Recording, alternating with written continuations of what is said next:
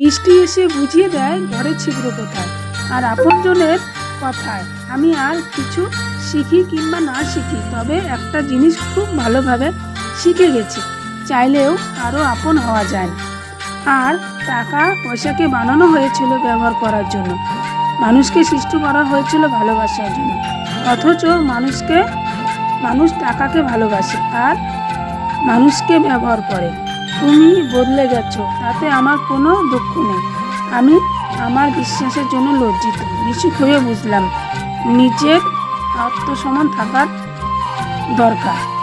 মিশলে মানুষ সস্তা ভাবে। যদি কখনো বুঝতে পারেন যে কারোর লাইফে থাকা আর না থাকা একই ব্যাপার, তাহলে সেখান থেকে সরে আসাই তাই আপনার জন্য ভালো। কারোর পছন্দ হওয়াটা খুব সহজ, কিন্তু সারা জীবন কারো পছন্দ হয়ে থাকাটা অনেক কঠিন। হ্যাঁ, আমি একা থাকতে পছন্দ করি। সময়ের সাথে সাথে আমি মানুষ চিনতে শিখে গেছি। একটা সময় যাদেরকে নিজের ভাবতাম তারাই বুঝিয়েছে কাছের বলতে কেউ হয় না।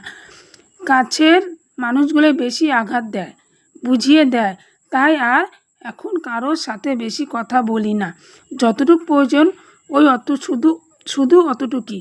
সবাই বলে সময় দিলে সময় মেলে।